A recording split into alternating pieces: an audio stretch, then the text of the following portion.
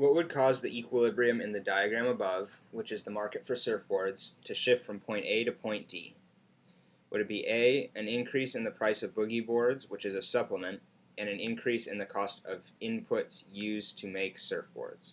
So we're just going to go through A right now, and then if A isn't it, we'll go down to B and on and on and on.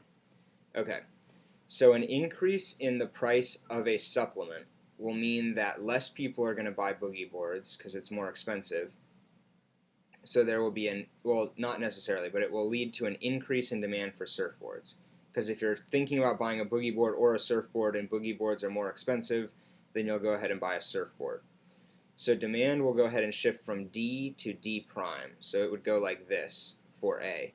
And we're trying to get over to point D. So we know that we need to decrease demand. So we know that A isn't the right answer. So I'll just go ahead and erase that arrow. And we know that it's not A. Then would it be B? An increase in the price of wetsuits, which are a complement, and an increase in the cost of inputs used to make surfboards. Well, an increase in the price of a complement will cause demand to decrease, because basically the way you look at it is that you have to have a wetsuit and a surfboard, and so if wetsuits are more expensive, then you have less money to spend on surfboards, so demand will decrease. So that will get us over to here, which is the right direction for demand. And then we also have an increase in the cost of inputs used to make surfboards. So if it's now more expensive to buy all the inputs you need to make a surfboard, then that will also decrease supply. So we will have supply decrease from S to S2. And so those two effects together will take us from A, we'll drop down to F as demand decreases, and then we'll drop backwards to D as supply decreases. And that's exactly what we wanted.